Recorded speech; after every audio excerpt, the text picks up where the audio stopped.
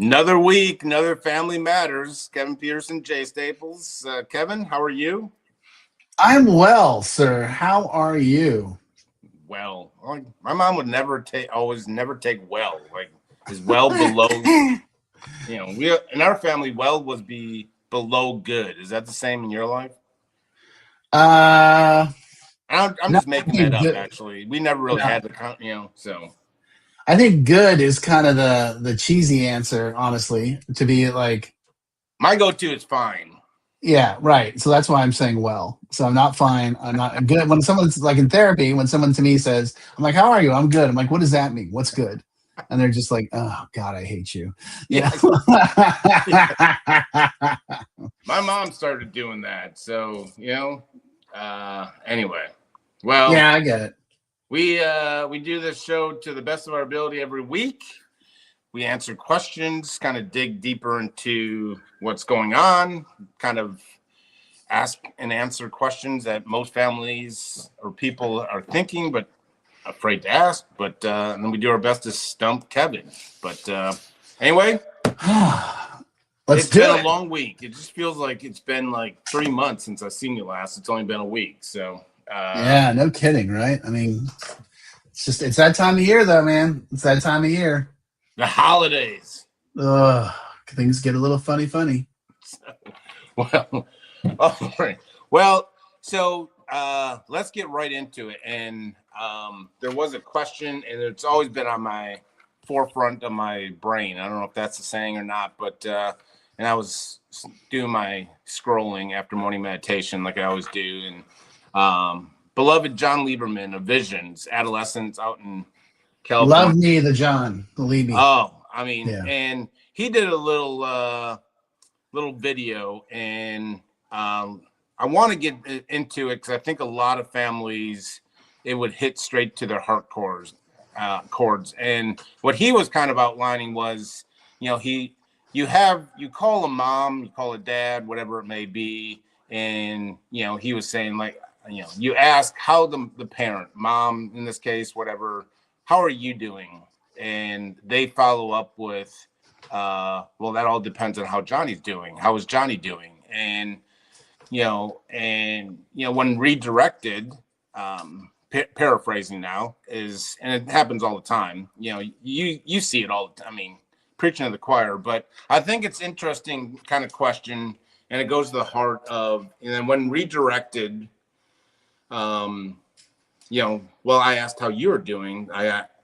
We didn't bring up Johnny. We can talk about Johnny, later. Like how families and loved ones are so attached, and they're nonstop thinking about Johnny, Sally, whatever, is he eating well, whatever it is. So it's getting in that mind frame, and what does that detachment look like? Oh goodness. So I mean, obviously that's something I deal with almost. I mean, literally multiple times a day. Um, well, I turn it into a little bit of a game. Like I tease them, and I'll say, "So, how are you doing?" And they'll launch into, "Well, the last time I talked to him, blah blah blah." I'm like, and then I'll let them finish. I said, "Okay, so I'm going to ask you this question again." And generally, the spouse starts laughing because they're like, "I saw it," And I'm like, "How are you doing?" Oh, oh, I'm good. If he's good, I'm like, "No, that's not the goal." I said, but you believe me if I told you there's a way for you to be okay, even if he's not. And I just put it on the table, and of course they're like, well, I don't know. I mean, let's be honest, it's the mom, you know, and you're like, well, you don't understand what it's like to be a mom. I'm like, I understand what you're saying. He's 35. You don't get to play that card anymore, you know? And they're like, well, yeah. I mean, I had that this week, right? And really nice lady. I really enjoy talking to her, but I said, you don't get to play that card. He's an adult, And I said, what is it that scares you about taking your hands off and allowing him to solve his own problems and deal with his own stuff? And then we kind of pushed down into that conversation, and getting them to sort of acknowledge that and see that and have that is so huge. I mean, it's just so massive for them to be able to be like, yeah, okay. And I don't slap their wrist. I don't pin them up against the wall. I'm like, I totally get what you're saying, and it makes perfect sense. And I remember being in the exact same space with my mom. I said, but eventually you're going to have to start living your own life. And I mean, I had this really lovely couple last year from Louisiana, and the kid was 18, and mom was like, well, Kevin, you just don't understand my mama heart. And I was like, oh no, I completely understand your mama heart, but your mama heart is going to contribute to his death. She's like, what do you mean? I said, you keep covering things up and solving problems and giving him a soft landing, and what does he do? Goes out and overdoses again. I said, so how about we start having him feel some consequences, and take some accountability. You can still love him and you can still buy him all the toys you want. No, it's fine. I don't give a shit. But you got to let him start to suffer. And that was the big piece. And she, after our 90-day engagement at Jaywalker, she was like, when I first met you, I get that all the time. Yeah. I told my husband, I don't like him. And then I really got to know you. And she's like, I realized you really have my best interest and my son's at heart. And I said, well, the thing you got to remember, and I'll finish with this. Mm-hmm. And this is what I mean, by the way, John Lieberman, love that guy. And love his program too. The thing you got, oh man, of course, it just popped right out of my head. I'm getting old, baby. I know I was going somewhere brilliant too. I mean, just somewhere absolutely brilliant with that. Well, I mean, I think you raised, hopefully you can revive it. So I'll just say, I think, not being a parent myself, but being, working with, parents nonstop. I mean, especially that mom I'm his mom. Like, this is my job, is to protect him. And so I think there's this gap between protecting and enabling, obviously, and how do you get mom, dad, whoever it may be, to have do you have to redefine what it is to be a mom in a sense? More like, yeah. But kind of how I go about it is saying, hey, he's 25. He doesn't need 12-year-old mom. He needs 25-year-old mom, and 25-year-old mom is more of a consultant. Not a manager. I mean, one of my favorite phrases to use with these folks is, I'm going to get you out of the J management business. Yeah. It's not working. Come on. How's it been going? I used that last week, by the way. So kudos to Kevin. Send me a check. The nickel's on its way. Yeah. Oh, goody. So, yeah, but that's what it is. It's just, you got to let them play it out in their own head. And it's like, look, I get where you're coming from, and I completely understand, and I agree. However, it's just like talking to the addict or the alcoholic. How is your way working? Here we are at treatment number 9, so how about we try things differently? How about we do things differently? And we tell them, I love you, but I'm not participating in this process anymore. And see what happens, and see what kind of change that creates, because that's what we got to do. But anyway, I can go on and on. My mind goes to, I can only imagine how quickly it is. Because they've been using it for X number of years. It's almost like the addict alcoholic going right back to their drug of no choice. When things get tough, they know that this is their outlet. Well, may not work anymore, but they still believe it. And so I think it's good to hear, and they may go on for a week or something, but how tough it is to continue healthy boundaries and, a redefined communication style, and not stepping in at the sight of a first, B stubs toe or something. But I can only imagine how tough it is to keep going back to the healthy ways that you outline instead of what they've been doing for X number of years. Exactly. And you have to, I got to tell you, it's very much like sponsoring an alcoholic or an addict. You can't shame them. and you can't smack them. You got to be like, okay, sure. So tell me how what happened and where'd that, and how did that work? And they're like, well, it didn't. I'm like, okay, well, let's try a different system and see what happens. And we'll just go from there. And I know it's going to make you feel really uncomfortable because at the end of the day, you're going to figure out that I'm trying to put you out of a job. Yeah. And I said, but actually we're going to replace that with you taking care of you and practicing more self-care. Yeah. And that always freaks them out because, and now we're talking about going to adult children of alcoholics. Yeah.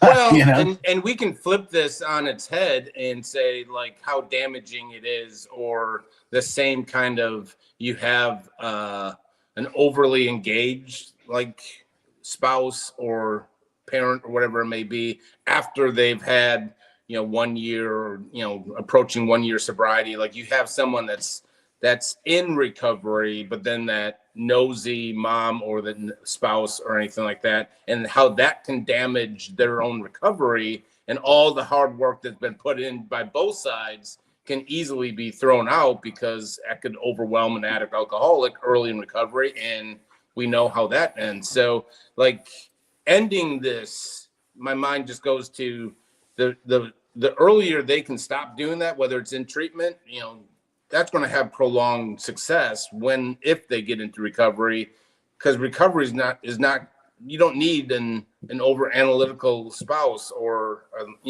mom or dad. Yeah. You talk about a sponsor, you talk about, like we can get into the recovery tools that you and I both have used, and it's not leaning on loved ones, it's leaning on the recovery tools set forth. And they can go back to, I always say, like the biggest point in my recovery is when I can look at it and say, my mom went back to being my mom, my dad went back to being my dad, and so forth. They're there for support. But in a lot of areas, like they leave me alone. And when I stub my toe, they're there to support and guide, but they're not here, they're not flying to put a Band-Aid on that toe. Absolutely. I mean, absolutely. I mean, that's really what and here's the thing. And I think you and I can speak to this because of our own personal experience. As much as it pissed me off when I first got sober that my parents were like, they could have just written a check, solved all the problems. And they were like, oh no, we ain't doing none of that. I mean, I had a car repossessed. I mean, I was living on a thin budget for a couple of years there. I mean, really thin. And, but that's where I learned. I learned how to be responsible to a budget. I learned how to be responsible to a job. I learned how to take responsibility for myself and do things that had been taken care of by the system, and like, when I bought a car, back then, when I was 3 years sober and I bought a Ford Ranger and my dad co-signed with me, he was like, hey, let's take a look at this, because I think you need to be understanding. It's not just the car payment. It's the car payment, it's insurance, it's gas, and it's the occasional repair. He goes, so I don't want you to be like, oh, I'm paying $300 a month on the car payment. No, you're paying about $400 to $500 a month. Can you afford that? Yeah. And that was a great lesson, man. That was a great lesson that I had to learn, because he was like, I'm not bailing you out. That's not going to happen. If we want you to come home for a holiday, we'll pay for the ticket. Yeah. No problem. Happy to do it. We would do that anyway, but we're not doing, there's no more free rides. Oh, and here's the piece I knew if I kept you talking. Boom. One of the things that families don't understand is that when you're doing all that stuff, you're not allowing them to learn how to solve their own problems. Number one. Number two, you're sending them an indirect message that I don't think you're capable. Yeah. And that they receive that. That's all shame. And now I know the parents are like, oh, that's not. I'm like, I'm not saying you're doing it on purpose. But when you are constantly solving the problems and bailing them out, they start to see it as, I'm such a screw up. Yeah. I'm such the family loser that mom and dad always have to swoop in. And the best thing my parents did was not swoop in and allow me to fight the battle and get out of it. And it took a long time, but that's the best thing they could have done for me. Well, I I mean, knew I and then did. you come to, and I'll just admit, like I had families that swooped in, and my rock bottom was covered with pillows, thanks to my loved ones, and that's just how that's how I got sober, and like, and I'm sure that they were told numerous times they'll leave me in jail or don't get me that expensive lawyer or whatever it may be. Heck, I just went on a business trip last week and found out that I guess there was a rental car company that I've never used, obviously, for who knows how long, since addiction, and they refused to rent to me, and they didn't really have any info or anything like that. Turns out it was a financial thing from like 1999 or something that and it was active addiction, and you know I went on a little spiel, but I mean, and Yeah. then to go through that process, which is this morning and all of Friday basically, and get to the root of it and find out what I owe and make it right, which recovery taught me. But there was a time when I knew things were really, really rough, I would just raise my hand, call it quits, and have mom and dad come in and just save me. Like people are like, well, try to get out of it. And I never came out and said it, but what I was thinking is, why would I do that? I got mom and dad that are always going, and I always end up better than if I would ever, and I never went through any of that. And so, Yeah. when you were talking, I was like, I should have just called my dad about this rental, like after, since 90, for a while, that was the old Jay, like, oh, you can't rent to me? Wait until my dad hears about, or whatever it is. And you were talking about, to sum this up, was, you have people rescuing you or whatever, enabling, whatever you want to label it. Hmm. I know from my standpoint, I just never really even wanted to fight because I always knew that I would be taken care of. Yeah. And that was Yeah. damaging. Yeah. Yeah. Well, I mean, yeah. I mean, and by the way, we see this all the time with this generation of kids in general, where, the parents have really been snowplowing for them, and just, I call them Zamboni parents. So smoothing everything out, everything's okay. And then the kid gets to the slightest bump in life and they're like, bah! I don't know what to do. It's like, Yeah. well, sit down, figure it out. You're smart. You went to school, and they don't have that problem solving skill. And Yeah. and that's the slightest challenge they melt. And I'm not being like these kids today. Let me tell you, it's no. I mean, you and I see this all the time in our jobs. It's like, because what they're used to is like, ow, I stubbed my toe, and everybody comes running. Yeah. And Well, it's I like, mean, for me though, I interrupted, but I mean, that's it. every family was like, well, what? I don't want him to have a criminal record. I don't want him to have bad credit. I don't want him to, And I can tell you, like, if you have a bad criminal record, get into the addiction treatment after you get 2+ years sober. But I've never really, like, anytime I've applied for a job and they're like, well, I've got several DUIs and drug charge, and I'm talking to a treatment center, they're like, yeah, that's normal. But I can only imagine in Fortune 500. But and then the bad credit, I'm 48 years old. There's still, like, I'm still have small minimum credit cards that I'm working my, paying off, like I was taught to improve credit. But that it's made me stronger too. I mean, so yeah, I think there's a line. Every family's like, what am I supposed to do? Allow him to get arrested, allow him to, whatever. And they're scared of the checkered credit or criminal or something. And I don't know where you do and where you step in or anything. Like, again, my parents always tried to save.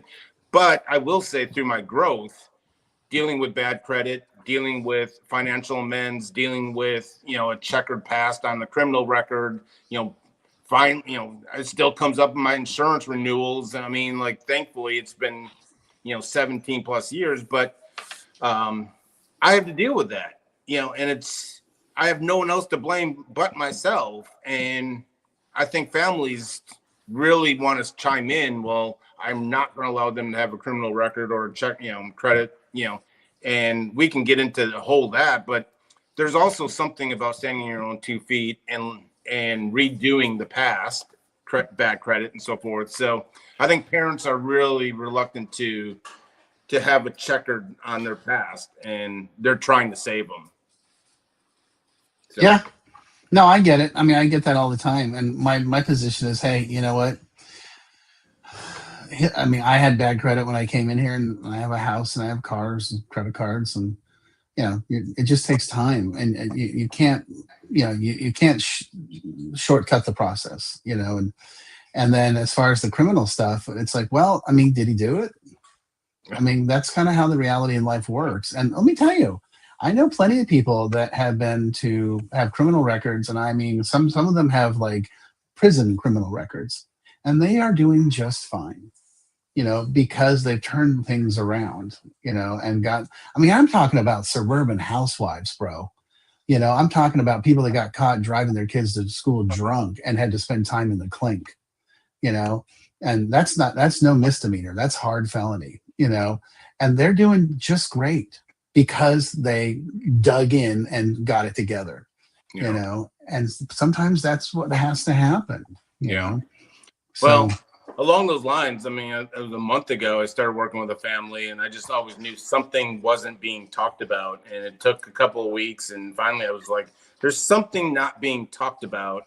And it turns out that the mom went to jail for, I think, 2 months or whatever it was, and is still, I think, on probation or getting off of it because she got caught basically prescription.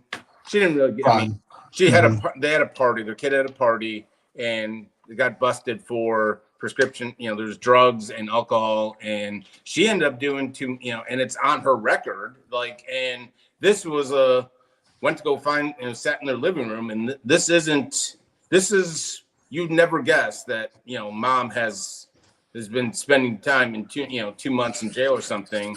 And it's just another reminder, because we talked about this. I mean, how normal it's now becoming for parents to start throwing graduation parties and stuff like that with open, I saw it firsthand, and a mom went to jail because of it. So there was no death or anything like that. It was just, but it would have been a lot more than 2 months if there was a death associated. But, and that kind of just goes, is connected with being the cool mom and trying to rescue and so forth like that.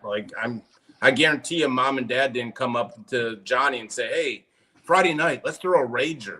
I'm sure it was Johnny approaching mom and dad and then saying, I'm assuming, well, if you're going to do it here in our house so we can watch you. And then lo and behold, so.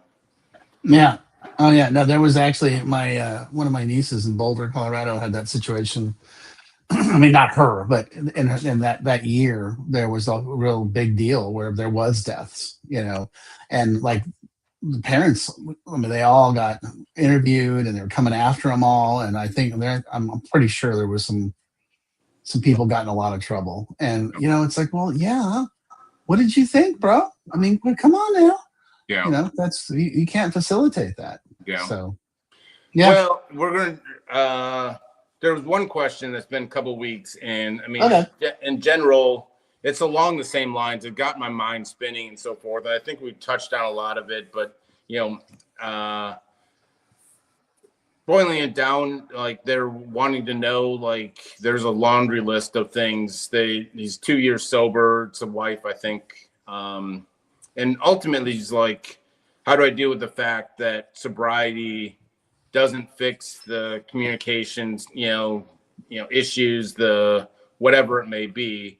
I think there may be a belief that sobriety, he's sober, he's in recovery, that's going to fix all of our issues, and that's not the case, right? I wish. Yeah, I wish. I mean, it would, meetings would be a lot bigger if it fixed everything. Damn, baby. I'd be out of a job, by the way. And so the thing, I mean, I totally understand where she's coming from. I thought this was going to fix everything. Yeah, I hear that all the time. But so let's take a look at the 12 steps. The first half of the first step says we were powerless over alcohol. We never talk about alcohol or drugs again. So what are we going to talk about in the 11 and a half steps after that? We're going to talk about them and the change that has to occur and the lifestyle change that has to occur that they have to go through.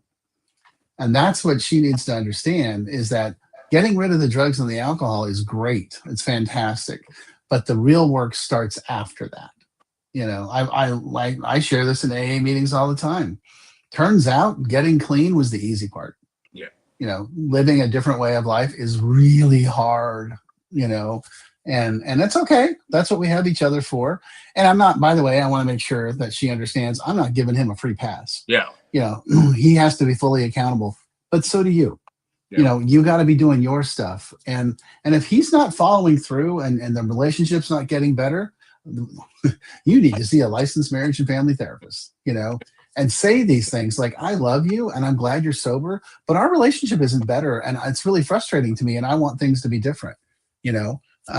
Don't go in blaming. Let's just, that's part. I mean, if when I see couples and one person comes in with a laundry list of here's all the stupid stuff you've done and how horrible you are, I'm like, okay, so I get it. That may all be true. However, let's take a look at this dynamic where you're treating him like a child that got caught with his hands in the cookie jar. Yeah. You know, and I'm not. Yeah. Well, how often do families come with that same laundry list to family programs? Oh, every time they think we're, well, it's really funny. Exactly. Yeah. At Jaywalker, you know, I've made it specific, like explicitly clear. Yep. We are not doing that. We are not doing sit down, not, you know, there's no cage match therapy going on. You know, this is going to be, we're going to reestablish the fact that we actually like each other. Yeah. And then we'll start having that conversation, but we're going to do it differently. You know, we're going to follow some different principles. So yeah. Yeah. Back in Dallas, I know several married, you know, I go to a men's group, and, you know, within that men's group, they started a group with their wives and stuff. And it's not necessarily like an AA meeting or anything like that. It's, you know, at least one person in the couples in AA, and they kind of just meet. They met on a regular basis, weekly basis, and they talked about coupling, and not couples counseling, what you're saying, but yeah. Never once have I gone to a couple of counseling AA meeting or anything like that. So, I mean, the communication style, it's, you know, AA solves a lot, throws a mirror up to you and shows you how you're showing up, and, you know, you need to be held accountable how you're showing up, but it's not going to, I still don't communicate well with family and some people, others. I still, you know, overspent. I still, you know, think about myself 97% of the day, which is a great day. If it's, you know, if I'm thinking about others 3%, that's a great day in my opinion. I was going to say only 97. Fuck, that's progress. I'll give myself, you know, credit. You know, like, I didn't think you were going to call me out on it, but, you know, a couple extra points. You know, an average day is 99.8%. You know, if I'm being honest, but no, I mean, these are. I love talking about this because I think it's, you know, sometimes we kind of skate over the fact that, you know, recovery, sobriety doesn't cure everything. And, you know, there's a lot of people that, you know, their roles have been defined, loving an addict or raising an addict alcoholic, where they feel the need to go rescue or, you know, make sure that no one stubs their toe. And there's a lot of growth within, dealing with some of the past. I mean, that's what the 12 steps, you know, deals with, is you go back in your past and you make it right. You keep your side of the street, and ongoing. It's not just the past, and then you can be, you know, same person moving forward. I mean, there's daily inventories, there's, you know, whatever. And so my job on a daily basis to keep my side of the street clean as best as, not other people, you know, and when it's dirty, you know, clean up immediately and not just wait for, you know, mom or dad to come, you know, rescue it like I always did, or procrastinate. I'll do that next week. Do it immediately. So yeah. Oh yeah. No. I mean, yeah, totally. I get it. Well, I don't know if anyone else is going to get anything out of this, but I certainly got energized, and it's, I mean, it just, like I said, like this is, I think, one major reason why I love doing these kinds and just having conversations in general is the family component into recovery is, you know, people don't think about it, you know, and it's huge. It could Oh, make it could make the difference between you relapse and success. So it does make the difference. Yeah. I mean, it just does. You know, that that's just how it works. Yeah. Yeah. all right, right. Kevin, you can clock out for the rest of the day. You brought it this week, so My day's just getting started, brother. I'll call your bosses. I'll call your bosses, and I'll write you the note. So I appreciate it, right. and we're gonna take next week off, I would assume, for Thanksgiving, but we'll be here in 2 weeks. Keep the questions Yes, sir. coming. Yes, sir. Yes, sir. That's the deal. Talk to you later. Happy All right, I'll Thanksgiving. see you.